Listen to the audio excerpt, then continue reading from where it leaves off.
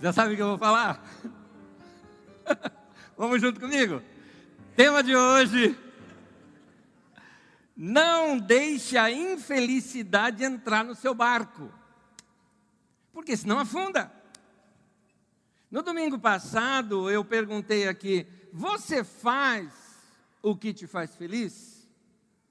E eu gostaria que, se você não escutou essa mensagem, não assistiu essa mensagem, pode olhar no nosso canal do YouTube ou na Carisma.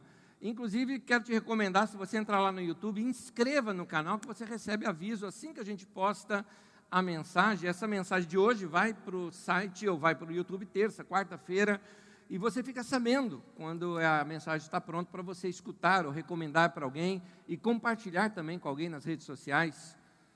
Você faz o que faz feliz, o que te faz feliz foi a mensagem do domingo passado. Hoje eu quero incentivar você a guardar o que você tem.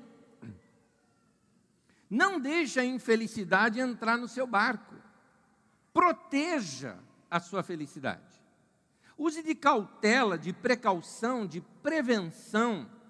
Essas são palavras-chave para aquilo que nós vamos ministrar hoje aqui. Quero ler o texto bíblico com vocês. Está em Provérbios, no capítulo 4. Vocês podem acompanhar esse texto comigo, por gentileza, aparece nas telas. Provérbios 4, e eu quero destacar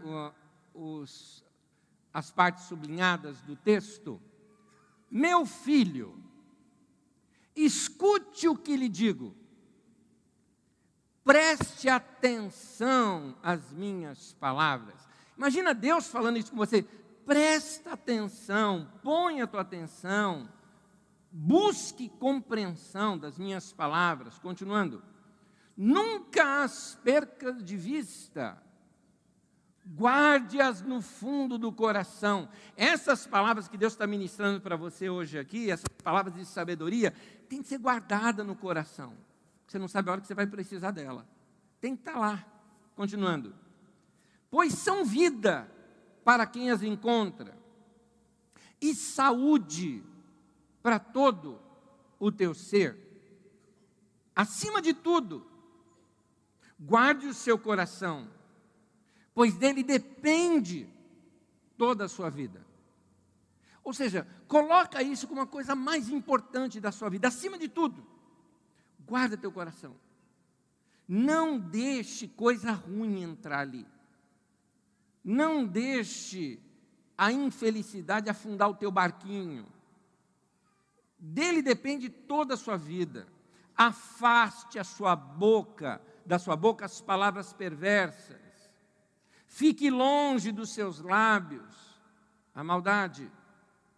Olhe sempre para frente. Mantenha o olhar fixo no que está adiante de você. Veja bem por onde você anda, e os seus passos serão seguros. Não se desvie, nem para a direita e nem para a esquerda. Afaste os seus pés da maldade. Não deixe que a infelicidade entre no seu barco. Qual é o contrário de felicidade? Não é tristeza. Não confunda infelicidade com tristeza. O contrário é infelicidade. Porque tristeza faz parte da vida. O luto faz parte da vida. Situações que nos trazem tristeza faz parte da vida, assim como a alegria faz parte da vida. Tristeza e alegria fazem parte da vida, mas muito da nossa infelicidade, ela tem a ver com o fato da gente não saber lidar com situações que são externas a nós. O barco, por exemplo, não afunda porque ele está no meio de uma tormenta ou no meio de um monte de água. O barco afunda quando aquela água entra dentro dele. Você pode estar no meio de um monte de problema, mas se você aprendeu a guardar o teu coração, lembra do texto? Guarda acima de tudo o teu coração. Você guardou o teu coração, a infelicidade não entra ali. Você enfrenta tudo. É por isso que Jesus disse que até quem chora pode ser feliz. Até quem está passando necessidade pode ser uma pessoa feliz, porque essas situações estão ao seu redor, mas não estão dentro dela. Por isso o texto vai falando muito de cautela, precaução, prevenção. Eu vou repetir algumas palavras que apareceram no texto. Preste atenção, se afaste, fique longe, não desvie o seu olhar, afaste os seus pés do caminho da maldade. Enquanto que no domingo passado eu reparti com você aqui muitas coisas para você praticar, hoje eu quero falar sobre coisas para você evitar. Cuidados que você precisa ter para levar o quê? Uma vida mais leve, uma vida mais feliz, experimentar o que de melhor Deus tem aqui na terra. Aliás, quero te lembrar um texto que nem está nas nossas telas, que me veio aqui agora. Há um texto que o profeta Isaías, ele fala o seguinte: se vocês quiserem e me ouvirem, vocês vão comer o melhor dessa terra. Então, tem que querer e tem que dar ouvidos. Só assim você vai experimentar o melhor de Deus para você. Vamos ver alguns passos que a gente pode tomar para proteger essa nossa felicidade. Primeiro deles, primeira constatação que eu faço é que pessoas autênticas são mais felizes. Dá uma olhada ao seu redor e você conhece algumas pessoas que você mesmo percebe, não, essas pessoas são felizes. Elas têm algumas características, e eu coletei algumas delas aqui, colecionei algumas delas aqui, porque eu vi que são características ensinadas nas Escrituras Sagradas. Uma delas é que a Bíblia ensina muito sobre verdade, integridade, a autenticidade, e eu percebo que pessoas autênticas são mais felizes. Por quê? Porque pessoas autênticas, primeiro, ele é mais livre. Quem é autêntico é mais livre, e pessoas mais livres são pessoas mais felizes. Porque pessoas que ficam querendo agradar todo mundo o tempo todo, elas carregam um fardo tão grande que às vezes a vida delas fica fake, fica falsa. Aqui eu não me refiro, por favor, preste bem atenção, a quem quer agradar porque está em seu caráter ser agradável. Isso é virtude. Isso é virtude. Aqui eu estou falando da virtude de saber servir bem, a virtude de ser gentil, de ser boa gente, de ser hospitaleiro. Isso é virtude, é gente que gosta de agradar os outros, mas ele agrada naturalmente, ele agrada porque ele quer receber bem. Eu me refiro aqui àqueles que querem agradar para ganhar like no Facebook da vida, deu para entender? Deu para entender? Tem uma série uma vez que eu fui recomendado por um pastor amigo, me recomendou assistir aquele episódio em si. Eu fui tão impactado com a mensagem que o episódio passa, que um dia eu chamei até a Magda e o Dudu, que estavam passando, e falei, senta aqui, vão assistir comigo. Que coisa. E naquele episódio que passava, ele fala sobre o perigo, são alguns episódios que examinam o perigo que a tecnologia está levando à nossa sociedade, e naquela sociedade de alguns anos mais avançados do que o nosso, mas com base no que a gente faz hoje, todo mundo dava notas um para o outro. Então você está andando na rua, eu gostei de você, eu olho assim e te dou uma nota, um like, sabe? E todo mundo vivia assim, vivendo para os outros. E há uma cena que me chamou muita atenção, é o seguinte, uma moça vai tomar um café, então está tudo ali bonitinho, tudo coloridinho, né? Então ela pega assim o café, ela ajeita a xícara, tem uma bolachinha ali do lado, ela pega a bolachinha com cuidado, daquela mordida para ficar bem clara a mordida ali na bolacha, coloca do lado, vê o ângulo, tira uma foto e posta. E começa os likes. Que lindo! Assim, um dia maravilhoso, que lindo, que bonito. E todo mundo dando os likes para ela. Aí tudo bem, passou essa cena, ela desligou ali, deixou o celular de lado, foi tomar um café. Coisa ruim, foi lá e jogou no lixo. Para mim isso descreve a nossa vida, entre aspas, internética. As nossas vidas de redes sociais que vivem um verdadeiro fake book. Fake é falso. Eu me lembro de ter visto como o comportamento social das pessoas mudaram nos últimos 10 anos, visto querer manter as aparências. Começamos, inclusive, numa época aqui de crescimento aqui do Brasil, financeiro, que tivemos alguns anos atrás, começamos, inclusive, a comparar pessoas pelas viagens que faziam. E aí, começa aquela guerra de eu fui para tal lugar, não, mas eu fui para tal lugar, eu fui para tal lugar, mas eu fui para tal lugar. E as pessoas começam a ficar sendo agora medidas por quão cool, lindas, maravilhosas, diferentes, viagens que fizeram. Parece que a nossa sociedade começou a se dividir dessa maneira.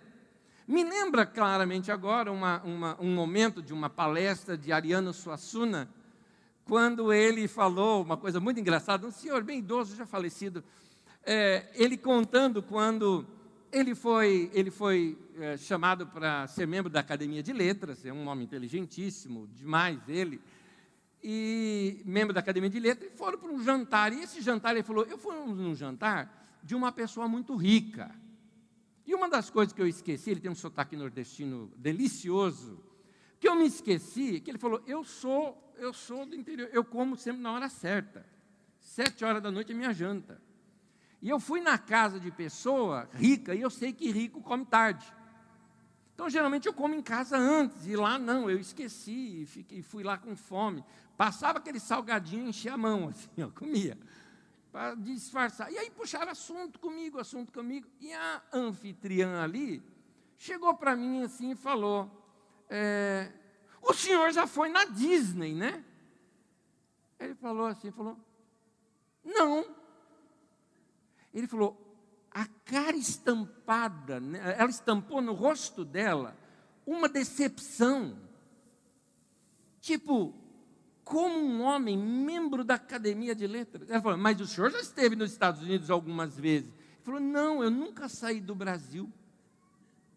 E ele falou, estampou-se no rosto dela assim, falando, quem colocou esse idiota na membro da Academia de Letras? Um homem que nunca saiu do Brasil.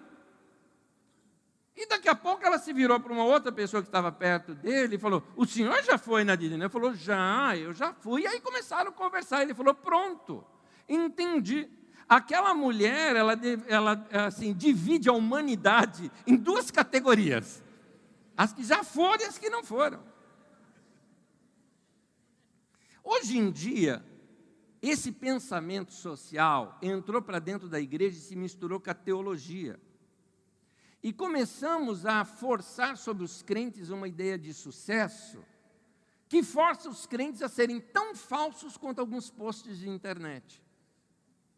No neopentecostalismo, por exemplo, isso em todas as alas, dentro do neopentecostalismo, entra aquela ideia de que crente que é de fé, homem que é de fé, tem que ser bem-sucedido ou rico. No meio tradicional não se fala isso. Mas, por exemplo, quando tem uma conferência, o pregador tem que ser norte-americano, tem que ser internacional. Porque senão ninguém vai na conferência. É só você ver, por exemplo, que muitos de nós aqui, pode notar, talvez você tenha esses preconceitos. Eu tenho um livro que vai te ajudar muito a organizar a sua empresa, e é um livro de sucesso. Quem é o autor? Zé Antônio da Silva. Você não lê. Mas se eu falar assim, não, um grande escritor, e ele é o Joseph Nobody. Você, uau, Joseph Nobody. Para quem entendeu inglês, eu falei, Zé Ninguém. Mas soa bonito, né? Por isso, assim, qual é o seu nome? Joseph Nobody. O cara é Zé Ninguém. Qual o seu? Anésio. Fica estranho. Fica estranho. Então, as pessoas tendem nesse americanismo todo, que parece que tudo que é importado é melhor. Hoje, pensa que gente de fé, por exemplo, não pode ser pobre. Isso é um absurdo. A propósito, a chance de um pobre ser mais feliz que um rico é muito maior. Porque muito da nossa infelicidade, sabe no que ela está baseada? Em comparações. Eu li uma vez de Rubem Alves, quando ele narra da sua infância, que acabou sendo criado na roça, tudo mais. Ele falou, lá era fogão a lenha, era aquilo tudo. Ele falou, não tinha brinquedo, meu brinquedo era toco, era negócio de árvore, era pedra, era barro, eram essas coisas. E ele falou, e eu era feliz. Meu pai, então, melhorou de vida e compramos um apartamento, uma casa no Rio de Janeiro, e viemos morar no Rio de Janeiro. E quando eu vim no Rio de Janeiro, ele começa a citar, ele falou, os cheiros da cidade grande eram estranhos. Ele falou, eu fui para a escola. E quando eu fui para a escola, aquele meu sotaque caipira carregado, comecei a ser zombado pelos meus amigos. E eu comecei a perceber que o tecido da roupa deles era diferente do meu. Eu comecei a perceber que o meu lápis não era igual deles. Eu comecei a perceber que eles falavam que em determinados lugares que eu nunca tinha ido, que eles falavam de algumas coisas que eu não sabia o que era, que eles tinham brinquedos que eu não tinha. E ele falou, eu, uma criança, talvez em torno de 11 anos de idade, entrei numa depressão. Eu não queria mais ir para a escola, eu me sentia mal. Eu percebi que esse mundo da classe média era algo que me deprimia, porque eu comecei a fazer comparações que antes eu não tinha. Esse é o problema. Eu me lembro de uma outra história, uma jornalista do Globo. A jornalista, ela um dia não estava legal, ela não estava bem, acordou um dia pela manhã, pegou lá seu café, abriu seu notebook, foi entrar na internet, entrou na sua rede social e começou a ver, e aquilo a deprimia mais, ela começou a ver as fotos das amigas, e ela começou a ver gente feliz, gente rindo, gente sorrindo, gente em viagem, coisa linda, e todas lindas e maravilhosas, e aquilo a deprimia mais ainda. Quando ela se tocou de uma coisa, ela viu a rede dela, do que ela posta, e na rede dela, ela também estava linda, feliz, maravilhosa, em lugares encantadores. É interessante como a gente, através de comparações, começa a se fazer infeliz. E começa a achar, sabe o quê? Que pobre é infeliz. A Bíblia não ensina isso. Aliás, olha, palavras de Jesus. Lucas capítulo 6 diz assim, olhando para seus discípulos, ele disse, bem-aventurados vocês, os pobres, pois a vocês pertence o reino de Deus. A palavra bem-aventurado é a palavra feliz. Felizes são vocês, os pobres. Primeira coisa, rico não sabe que pobre é feliz. É verdade, não sabe. Aí quando uma criança vê uma foto, por exemplo, de uma criança pobre africana, ele tem o quê? Ele tem dó. Pobre não precisa da sua dó. Eles precisam dos seus direitos serem respeitados, é isso que eles precisam. Eu fui pobre quando criança e nunca pedi esmola, mas é aquela situação, cuidei de carro na rua, engraxei sapato, entreguei jornal, juntava ferro velho para vender. Eu me lembro um dia aqui na Carisma, quando vi um menino carregando o carrinho de ferro velho, eu fiz questão de chegar até ele e bater papo com ele, conversar com ele, incentivar a vida dele. E eu vi o menino trabalhador e tudo mais, e eu tive um impulso ali naquele momento. Estou falando para o jogo aberto com você o que eu fiz. Eu saquei uma nota de R$100 e dei para ele. Começou a chorar na minha frente. Isso aqui eu levo dias para conseguir, estou investindo em você. Porque eu acredito no teu trabalho, eu sei o que você passa. Eu sei o que você passa. Mas não abandone a escola, vai estudar, vai crescer, é isso que você precisa fazer. Agora, quem disse que ser pobre é ruim? Só quem teve infância pobre, que sabe umas coisinhas que outras pessoas não sabem. Eu me lembro que lá perto de casa tinha o empóriozinho lá da vila e o mercado era longe. Então, quando não tinha nada no empório lá, de vez em quando, quem vamos chamar? Vamos chamar um menino, né? Nezinho, vem cá, vai lá comprar, pronto, é longe. Mas minha avó era muito generosa, era aquela coisa, ela dava o dinheiro certinho, mas se sobrasse umas moedinhas, pode ficar com as moedinhas. Gente, cada moedinha daquela era uma maravilha. Depois de umas 4, 5 idas, dava para comprar um doce. Né? Mas você imagina um doce que você levou 4, 5 dias juntando dinheiro para comprar aquele doce. É uma delícia. Sabe aquela Maria Mole que vem em cima de um cone que vem um negocinho em cima? Tem um monte que é assim, já viu? Tem uns que são legais. Tem um assim que é um de mocotó. Sabe um assim que ele é branco e rosa? Que os amigos chamam de gengiva de véio. Sabe? Só quem gastou dias para juntar o dinheiro para comprar um negócio daquele, come aquilo deliciosamente. Não é? Gostoso. Aquela balinha coloridinha, bala delicada, é uma delícia. O que eu mais gostava? Eu gostava de dia de chuva, porque lá era tudo de terra. E quando passava a chuva, o que eu gostava? Sair na rua, que também era tudo de terra, e o quê? Pisar no barro. Só quem já pisou num barro depois da chuva sabe o que eu estou falando. Quando ele passa pelo meio dos seus dedos, fazia... É uma sensação de cosquinha, não é? Sabe aquela sensação de coçar frieira? Né? Gostosa. O barro fazendo ali, uma delícia. Delícia. Então, são essas coisas que fazem a vida ficar mais gostosa. Lá, bastava bater um vento, ameaçou chuva, acabava a energia. Não é? Então, chegava o meu pai, minha avó, e começava com as histórias, aquelas histórias do Nordeste, aquelas coisas que aconteciam. É uma delícia. Agora, o mais gostoso era a brincadeira de vela e fazer sombra na parede e tudo mais, né, que você fazia, contava história. Só quem passou por isso sabe o que eu estou falando, é gostoso. Hoje você chega na tua casa, aperta um botãozinho, aparece aquela tela de 60 polegadas, maravilhosa, toda colorida. Precisa de ver como é que era o nosso tempo. Cada canal que você ia, tinha que subir alguém lá em cima. Mais para a direita, a antena, né? Põe bombril, põe bombril. Quem já fez sabe o que eu estou falando. É o que eu estou falando. Vanésio, conta assim um presente que te marcou na infância. Teve um negócio fantástico, uma tecnologia avançada para a gente jogar bola, chamada quichute. Quando eu vesti um daquele, me senti assim um craque. Roberto Rivelino, né? Era o craque da época. Gostoso. Comida era arroz e feijão. E aí, a gente tem uma coisa aqui em São Paulo que a gente chama de mistura. Né? Era arroz e feijão e a mistura.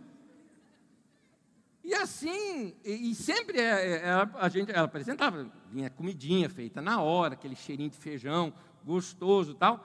Tem mistura? Tem. Vibrava. Não tinha esse negócio de, não quero, não como, não tinha isso. Não quero, não como, você vai passar fome. Saindo das minhas lembranças, deixe-me buscar algo num dos poetas brasileiros, chamado Luiz Gonzaga. E ele, numa de suas poesias, das suas cantigas, olha essa daqui comigo, diz assim: ai, ai, que bom que é, uma estrada e a lua branca no sertão de Canidé. Automóvel lá, nem sabe se é homem ou se é mulher. Quem é rico anda de burrico, quem é pobre anda a pé. Mas o pobre vê nas estradas o orvalho beijando as flores, vê de perto o galo campina, que quando canta muda de cor, vai molhando os pés no riacho, que água fresca, Nosso Senhor. Vai olhando a coisa a granel, coisa que, para modo de ver, o cristão tem que andar a pé. Luiz Gonzaga. Linda poesia, linda poesia.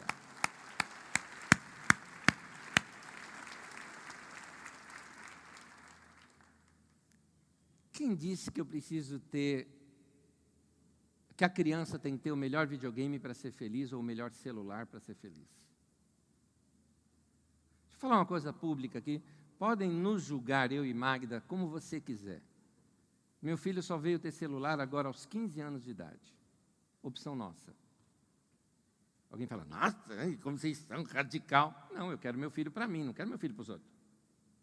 O que adianta meu filho estar comigo num celular falando com alguém que está fora dali? Eu quero ele ali comigo. E ainda assim com regras de uso. Isso numa família toda tecnológica, internet, que você sabe como é que eu sou com tecnologia. Eu amo tecnologia. Mas felicidade não está nisso. A felicidade está nos relacionamentos. Não existe nenhum problema ser rico, por favor. Não me compreenda mal. Não tem.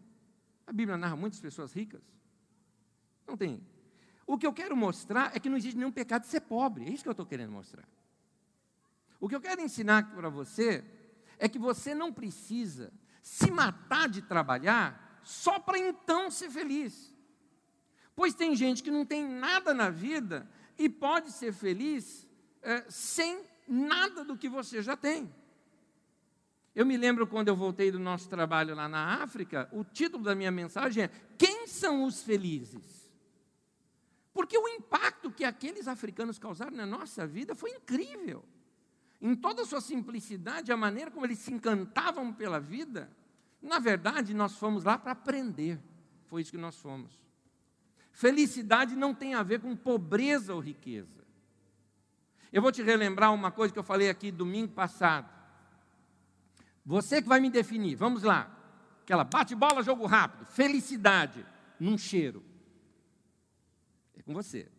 Não precisa responder, é para você. Felicidade num som. Você ouve aquilo e isso é felicidade para mim. Felicidade num sabor. Uma coisa que você coma e isso é bom. Felicidade num toque, numa sensação, um vento no rosto, um cafuné, um beijo, um abraço apertado.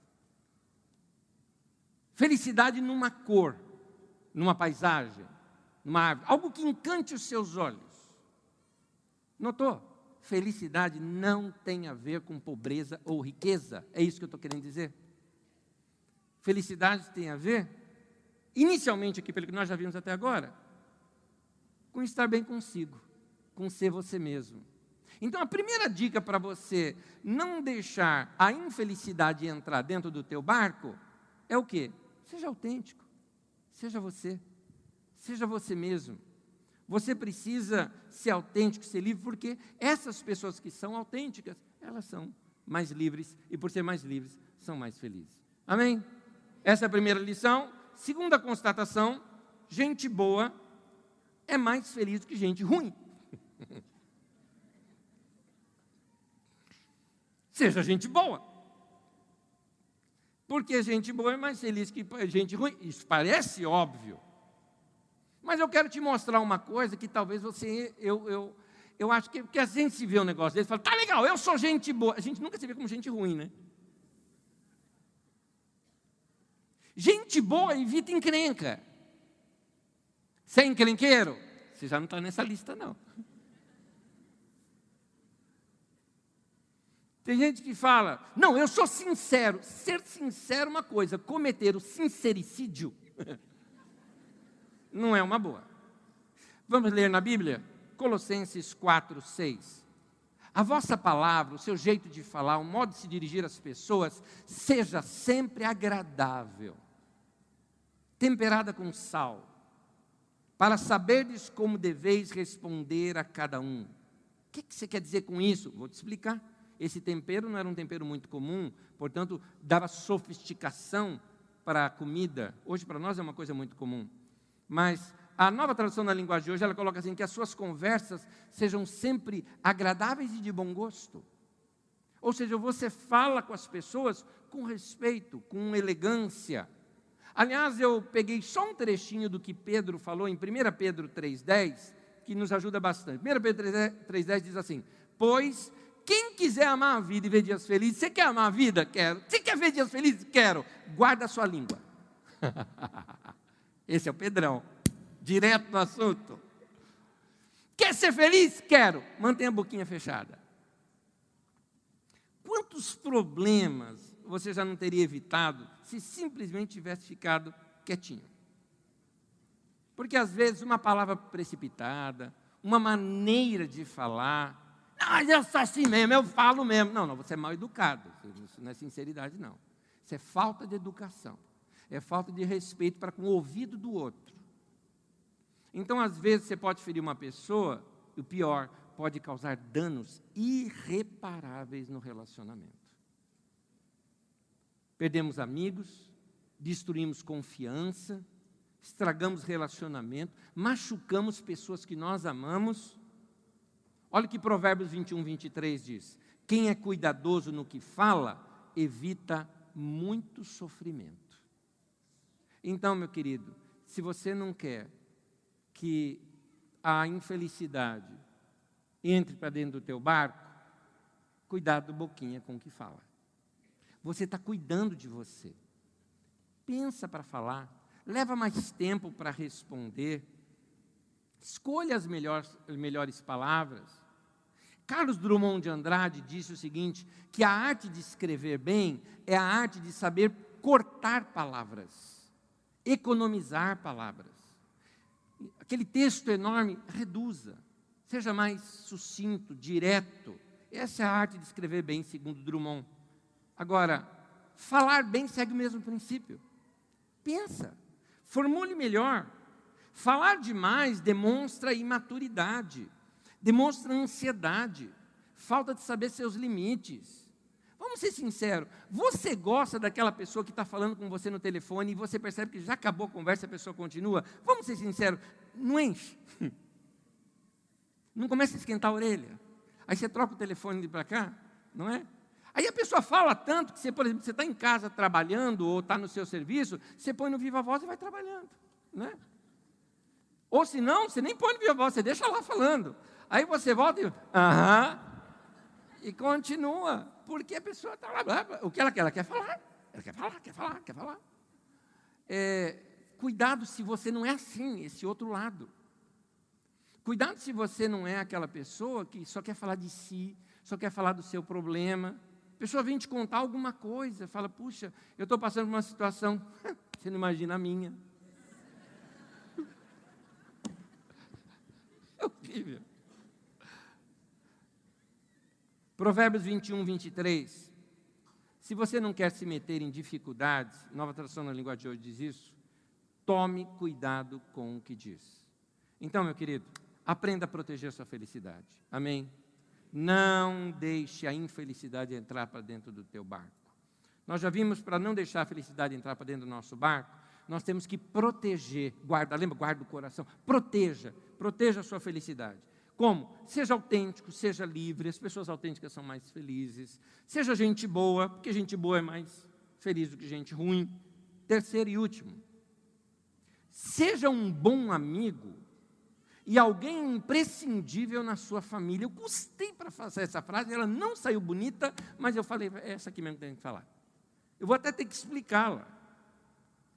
Porque eu poderia colocar assim, amigos e família, mas não é ter amigos e ter família, é ser amigo e ser alguém significante para a tua família. Nota que a ênfase está no servir. Eu disse isso porque tem um monte de gente aqui que ele é um consumidor da família. Ele consome a família, ele usa a família, ele usa e abusa da família, e depois fala para os amigos, não, eu tenho família, minha família é ponta firme comigo, mas o cara mesmo não é ponta firme com ninguém da família. Não contribui com nada, eu não estou falando de dinheiro aqui, eu estou falando de tornar a vida dos outros melhor. Eu tenho um monte de amigos, toda vez que eu preciso eu posso procurar meus amigos, não é isso que eu estou falando o contrário. Eu estou falando de você tornar a vida dos seus amigos melhor. Ser imprescindível para a família, eu estou falando, significa que você faz falta. É você que causa isso no coração das outras pessoas. Seus amigos, sua família, eles são um pouco melhor por causa de você? Você contribui com o crescimento, com a vida deles? É legal bater papo com você? Boa pergunta, né? Tem gente que a gente fala assim, eu gosto tanto de ouvir aquela pessoa, eu gosto tanto de conversar com aquela pessoa, estou invertendo. Será que alguém fala isso de você? Não dá para pensar em vida feliz sem pensar nos amigos, não dá para pensar em vida feliz sem pensar em família. Mas eu estou mostrando que essas coisas podem se desgastar quando a gente só saca deles o tempo todo. Jesus falou assim em João 15, 13, ninguém tem maior amor do que esse, de dar a alguém a própria vida em favor de seus amigos. Eu queria chamar a atenção, dar aos seus amigos, dar da sua vida, dar do seu tempo, servir a pessoa, dar valor aos amigos, se preocupar com seus amigos. Amigos crescem juntos, né? Amigos é uma coisa gostosa. Aliás, eu estou falando isso, quem são seus amigos? Traz aí na sua mente. Quem são seus amigos? Ok, trouxe os amigos à mente? Então a minha pergunta: o que você tem feito para o crescimento de quem você chama de amigo? Porque normalmente a gente chama de amigo, sabe o quê? Um bom banco. É o meu amigo, porque o cara, a hora que eu precisar, o cara me ajuda. Não é disso que eu estou falando. Estou falando de gente que você se doa, que você ajuda aquela pessoa. Então, amigos são importantes para nós. Essa amizade a gente precisa cultivar. Se você é uma pessoa solteira é uma opção, não tem nada de errado. Tem gente que fala, não, tem que casar. Ninguém tem que casar. Escolha a sua vida, decida a sua vida, mas é importante você ter família e amigos. Essas coisas são imprescindíveis na vida da gente. Todo mundo precisa ter amigo. Esse amor que a gente sente é importante. A gente precisa de amigos onde nós encontramos lealdade, onde nós aprendemos com eles, nós rimos juntos, nós comemos juntos, nós cantamos juntos. Ninguém aqui foi criado para viver sem amigos. Mas eu estou te chamando a atenção que você não pode ser um amigo chupança. Não é? Aquele amigo que só saca. Eu não tenho aqui o texto bíblico, mas a Bíblia chama esse tipo de amigo da seguinte forma, diz assim, o texto, aquela elegância de Provérbios diz assim: a sanguessuga tem 2 filhas, o nome delas são Dá e Dá. Aquela elegância descreve aqui algumas pessoas. Se você quer ter uma vida gostosa, você quer viver dias felizes, quer que a infelicidade não entre no teu barco, então, cultive amigos, sendo um bom amigo, invista em sua família, se tornando alguém imprescindível para eles. Felicidade, querido, não resiste ao egoísmo. Egoísmo vai matar sua felicidade. Usar pessoas vai matar sua realização. Porque a Bíblia nos ensina que é melhor dar do que receber. É quando você investe que você se realiza. Então aprenda a proteger a sua felicidade. E não deixe, tema de hoje, não deixe a infelicidade entrar no seu barco. Vamos falar juntos? Não deixe a infelicidade entrar no seu barco. Eu quero terminar de um modo diferente aqui hoje. Vou lhe pedir uma coisa. Mãos dadas com quem você está do seu lado e olhos fechados nesse momento, porque eu quero lhe direcionar uma coisa. Minha pergunta é se você tem amigos e se você tem família. O fechar os olhos é para olhar para dentro, é só por isso. Você não é obrigado a fechar. Só para você olhar para dentro. Você tem amigos? Quem são? Você tem família? Quem são? Quem são as pessoas que você mais ama? Se você pudesse relacionar numa mão, 5 dedos, se relacionar as pessoas que você mais ama, minha pergunta para você é: o que você tem feito por elas? Uma segunda pergunta é: o que é que você pode fazer por elas? Dá para melhorar? Dá para dar mais atenção? Dá para parar com essa correria besta de querer só ganhar dinheiro na vida e dedicar um tempo de lazer, de estar junto, de passear, de andar, de pisar no barro, de sair? Qualquer coisa. Sentar junto, bater papo, tomar um café junto, conversar, almoçar. Você tem condições de fazer isso? Faça. Nesse momento, eu queria que você orasse pelos seus amigos. Quero só te lembrar uma coisa: a vida de Jó mudou completamente no dia em que ele orou e abençoou seus amigos. Talvez é isso que Deus te trouxe aqui hoje para isso. Você não imagina a força que vai ter isso no mundo espiritual. A sua oração pelas pessoas que você ama. Eu te dou uns minutinhos aí para você orar pelos seus amigos, pela sua família, por aqueles que você ama. Abençoe-os. Abençoe-os. Você pode, se quiser, murmurar ou só pensar na sua mente o nome da pessoa. Senhor, fulano, cicrano, beltrano. São essas pessoas que eu amo e que eu quero abençoar.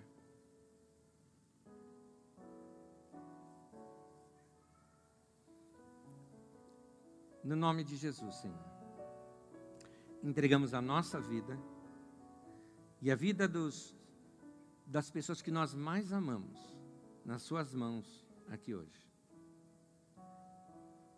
Nós consagramos todo o nosso ser, a nossa vida ao Senhor. E assim como Jesus, queremos dar a nossa vida também pelas pessoas que nós amamos. É esse amor que o Senhor espera de nós, é esse que nós estamos te dizendo hoje aqui. Queremos dar esse amor. Nos ensine a amar melhor. Pois a sua palavra nos diz que há maior felicidade em dar do que receber. Então nós queremos doar da nossa vida. Nos ajude a encontrar as melhores maneiras. Nos dê criatividade. Nos ajude a nos reinventarmos. Que o Senhor nos abençoe. É o que nós te pedimos. Temos certeza que a infelicidade não vai entrar no nosso barco, porque nós estamos praticando a tua palavra. Em nome de Jesus. Amém e amém. Deus falou com você hoje aqui? Então agradeça a teu Deus. Em nome de Jesus.